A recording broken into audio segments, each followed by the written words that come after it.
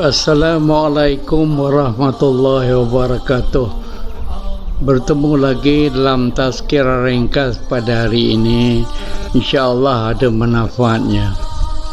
Tajuk pada hari ini iaitu ibadah membangun jiwa rukuk dan sujud.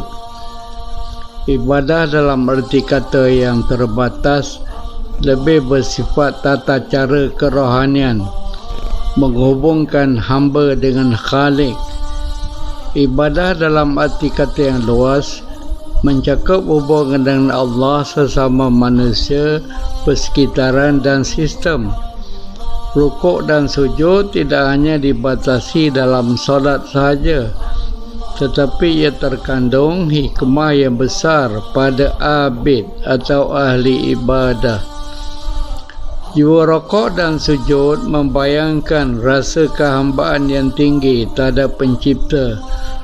Ia membawa natijah patuh, taat, akur dan tunduk dalam kehidupan.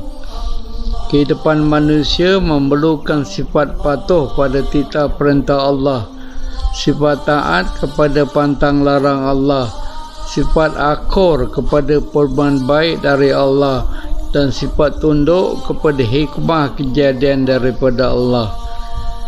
Konsep ibadullah dan ibadur rahman ini adalah simbolik kepada asas pembentukan sikap, watak dan akhlak, supaya apa yang diimani dan diyakini diterjemahkan dalam amal. Amal yang soleh menghasilkan iklim hidup dan hubungan sama manusia yang soleh jua. Pada hakikatnya, alam dan segala kejadian yang berkaitan dengannya memiliki sifat kehambaan juga. Memahami sunnatullah ialah memahami gerak kerja alam yang sentiasa patuh dengan ketentuan Allah dan menatijahkan keseimbangan, keteraturan dan ketertiban terjadi. Jiwa rukuk dan sujud membawa kepada khusyuk dan menjadikan akal, hati dan amal manusia dalam fokus tumpuan. Fokus ini dipandu oleh ihsan yang tinggi, bahawa meskipun dalam melakukan amal soleh yang disebut oleh hadis Rasulullah, kita tidak melihat Allah, tetapi keyakinan yang tinggi pada hati ialah Allah melihat kita. Ini sifat insaf ketuhanan atau God consciousness. Asas ihsan atau God consciousness menjadi terlalu penting para abid ahli ibadah, kerana ia menjadi merawita atau pengukur yang membezakan manusia melakukan amal dengan pertimbangan Allah. Ia dilakukan kerana Allah ikhlas dan sentiasa merasakan apa yang dicakap, dibuat dan diamalkan dalam pemerhatian Allah. Jiwa rukuk dan sujud bakal membangunkan satu peribadi yang terhubung baik dengan Allah dan memiliki keyakinan Allah itu adalah segala-gala dalam hidup ini. Daripadanya manusia memiliki daya tawakal yang tinggi, di samping usaha yang berterusan untuk mencari redha-Nya.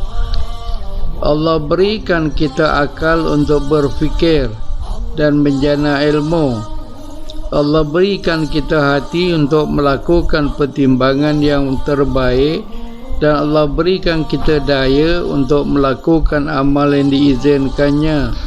Lalu amal itu akan berkembang sebagai barakah. Barakah dalam konteks jiwa rukuk dan sujud tidak saja memberi manfaat pada diri sendiri, tetapi juga kepada yang lain. Sifatnya ibarat mata rantai yang berkembang, memberi manfaat pada yang lain.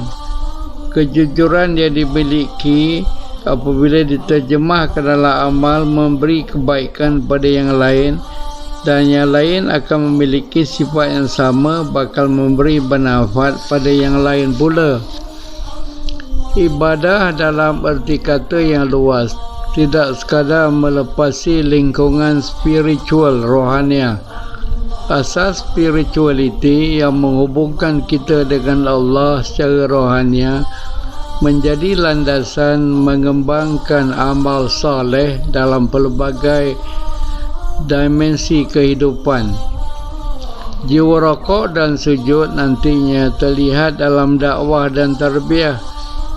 Ianya terguna pakai dalam proses pengilmuan dan pendidikan. Ianya dimanfaatkan dalam muamalah dan membina jaringan komunikasi dan muafakat. Dia membangunkan jiwa jamaah dan muafakah supaya wujud, iaitu kepintaran kita memahami cabaran dan masalah daripadanya menjadikan Islam lebih berhemah dan bijaksana. Para pendengar yang saya kasihi, justru membangun jiwa rukuk dan sujud dalam konteks ibadah yang luas menjadikan asas takwa sebagai tunjang amalan. Tanpanya manusia cenderung lupa dan lalai dan menyebabkan kecelaruan dan kekeliruan terjadi. Sebab itu konsep aqimus salah atau bina salah solat itu memberi natijah mengenai pekerti manusia yang berwatak fahsyak dan mungkar. Fahsyak dan mungkar boleh terjadi dalam hubungan sesama manusia, boleh berlaku dalam sistem muamalah dan jual beli, boleh berlaku dalam proses pengilmuan dan pendidikan, boleh terjadi dalam usaha mengatur sistem. Melainkan jiwa rukuk dan sujud menjadi pedoman kepada kita. Apa saja yang dilakukan terhubung kait dengan maksud kekhusyukan kita dalam membina solat. Jiwa rukuk dan sujud ini menjadi terlalu penting dalam dan di luar solat, kerana Islam itu agama yang indah. Keindahan Islam tidak sahaja terlihat dalam solat, tetapi rohul solat terlihat pada pekerti dan sosial, amalan dan sistem. Akhirnya, melakukan solat kita dianjur membersihkan hati dan mensucikan diri, istiqamah dalam jamaah dan binaan ukhuwah, supaya rohul masajid terpancar di luar dan menjadi sumber ikutan dan pedoman kepada manusia lain. Itulah Islam dalam konteks ibadah yang menjadi sumber contoh kepada umat manusia. Sekian, Assalamualaikum warahmatullahi wabarakatuh.